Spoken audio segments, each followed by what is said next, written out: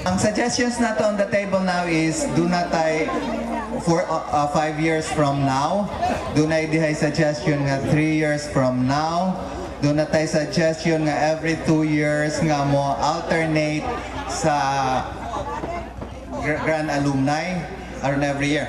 Do na lang before anak katong sa suggestion ni Daisy nga katong mag-alternate. Pwede siguro og kuan kat kita na lang siguro na-address kuan ang moingon anak. Doon natin siguro dako nga, burag dako nga reunion nga naay dili taga Oroquieta. Then og kanang sa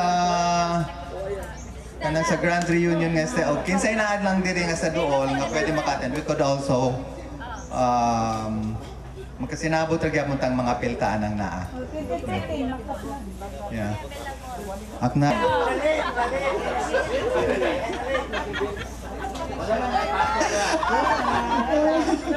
So, unsa man mo mag-vota or 5 years from now, na usang 3 years from now, then na usang sa SMC Grand Reunion sa 2014. Okay? So, mo na iburag naa sa table karon for open for voting na. Mr. President, Mr. President, can I talk? Okay. Thank you. Inibitaw nagkaidara naman tanong. Kanina, sugda naman gini, Ben, sugda naman gini ang reunion ta. Nagkatigulang naman kita. Kung pwede yun ta, mag-reunion na po ta after 2 years or 1 ba kayo. Nagkatigulang naman kita. Yes, kasi ang 5 years, hiwalay tayo, kaipon-ipon tayo. So, at least yung mga kasama natin sa mga yun, at least they can stay. Pero, as suggested, pwede man i-divide natin ang 5 into 2. So by June, pwede tayo, sa June 2013, pwede tayo mag-reunion. So another, after 2.5 years na naman, that is 5 years, so mag-reunion naman tayo. So meaning sa 5 years, tayo tayo mag-reunion. Okay. So, pwede 2013, then ang sunod ko no, ato na sa 40th year na to. So, kung saan naman consensus na ta nga 2013? Oh, lagi. O atong kano na lang, doon na ba'y musupak o adto ta sa summer of 2013? Murag wala man siguro. So we'll plan now. So atong ikari nga adto ta sa summer of 2013.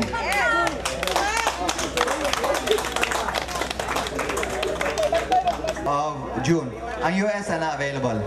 Ang Middle East ka. Kinsay makakuha na ni murag punto de vista sa Middle East. Ano, maato na. Kung atong suggestion kay actually, pasalamat ko sa iyong tanan nga na realize ni atong reunion tungod kay nangusog ko nga it will fall on this day. So sa susunod ka mo na po, so no say, pero na ako mo suporta ko sa iyong tanan. Wala problema.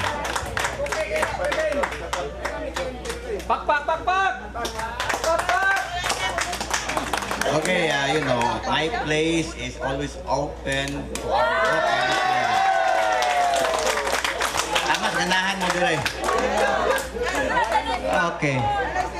76. Thank you kayo, Dars. Ang venue, there is Kaguda, is so private, very relaxing, very beautiful. But do you want 2 days here or 1 day here and then second day sa beach? Kung gusto mo. We have beautiful beaches, man po. And so, ang kauban ng mga bata, mga di pamilya, makabating shoot ba? Maligo. Ang litsyon paksiwon, niya balungon. The second day would be some open area, preferably a beach area. Doon ay suggestions, recommend, or Daminar, Or yung ana nga mga klase. Pagpakuan diha. Kunya, kulangaw lang mo-transfer tag lugar, di ba basta-basta pag-transfer ko. Okay. That's worth money, that's worth. Okay. So, any more arguments for that? So, Ako sa idea ni Marlene. Kaya nga, wala may problema ng preparation, pagkaon. Eh, mga aon naman tagaan dire, yan ay mga sobra na. Ito na i-prepare. Naman tayo mga tagahanda niya nga mag-prepare sa itong mga dalunon. Ang ato nga mag-change environment lang punta kay makapunta sa dagat. Nga pa sa pananglitan, pagsaon ni mo sa dagat, imong matungahan katong class ni mo sa una. Unsa man? Hindi ka musulat? Pero kana teo-teo ra na pero dami ang atong ang kuan ang dili monotonous ba ang lugar. Total we will make use of the time. Total kung may nga time consuming, na pera ang kailangan wala problema. Mapag-usapan mo na nato. Diba nga ito lang we want to make everybody happy. Wala problema na. Ayaw ko na nga. Karang na kung sa'yo na, daganin mo mga positive or negative, mas more negative ka. Pero ang mas bayan ay nga, maligo kita dagat. Kaya sawang kita. Let's divide the house. So, doon na pa before going to the division of the house, doon na pa argue. Problema mag-hire tayo ng kwan, ng sasakyan.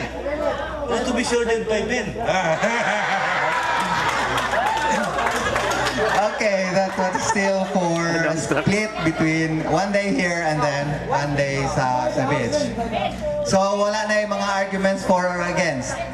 So we go now into the division of the house. We start with the option of both days to be held here in MJ Farm. Raise your hand. Ang option nga ang duha ka adlaw anhi dinhi sa MJ Farm. No. Ang punto. Siding officer, I could go either way. Either way. O kuan pa ako'y break sa tie o magka-tie. Okay? Okay, so we go to the division of the house. Adto ta sa first option og pila ka buok makauyon nga ang duha ka adlaw sa usara ka venue which most probably is MJ Farm. Pila ka more? So, any more? So, duha for the first option nga ang 2 days would be in one venue. So, ato ta sa second option nga ang 2 days is split na to. 1 day would be diri sa MJ Farm, the other day would be on a beach which we will decide later. So, raise your hand for those favoring that.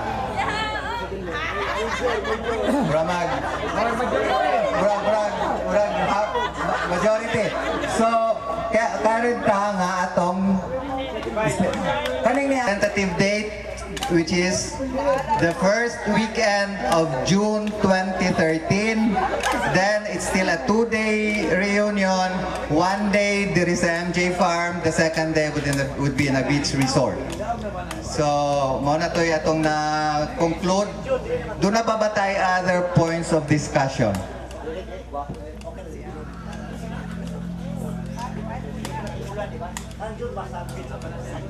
Hindi na tungkol sa kung ito. Ito tungkol na sa pera natin. Kasi siguro Mr. President, wala siguro pera ang class natin ito. Wala tayong sinking funds. Gusto ko sana meron tayo yearly annual dues para sa mga members. At least pundo, at least anytime. Sabi ni ko, wala tayong pera. At least kung mag-hide tayo ng mga sasakyan, meron na tayo makuha. Right accountability. Maanay atong ikon. Being a member of a few organizations, I agree with Alan. Dili ka na ako boyfriend doon, pero agree lang ko. Actually, if you have a commitment to participate, to show up, to do something, you invest. And you know, if you can invest a little or a lot, it depends upon you. And I know the people that are abroad, humok magkasing-kasing. Kamo mga lokal, nga, we understand, no? Tanan magkalisod. Pero you have even 50 peso nga investment, mo-present yung kag-meeting, kaya doon ko kayo gitampo dito. So that's, I understand the commitment nga na kay responsibility. Kanang registration nato, bisag jutay-jutay lang, basta na kay contribution, you count, your voice count, your vote count. Membership record. So, doon Ito, kita man po ang mag-uban ka na Abril, gamay raman ta, di ba? 76, 75, gamay raman 75. So what we did last year, last year, itong Abril lang, ang kwarta na nabilin, itawagin na siya membership. Kaya, siyempre, gani ga-open ng Facebook, high school nga Facebook, di ba? May mga feedback dito, si Florence, si Nana. Di naman, I mean, this is our experience, 75. Pati ang mga anak, na yung mga uploaded na ang mga family pictures. So, what I'm saying is that, siguro diha paingon, minimal, whether 50, 100, 200, sa ngadto-ngadto. Importante, yearly fund, and then commitment. Bahalag pila yung tao. Dayon, whatever you call it, membership, na aming membro in town na stroke po that time, we all decided to give some amount and then garistro yun. Girinyo yun, kada tuloy. Orang inana lang.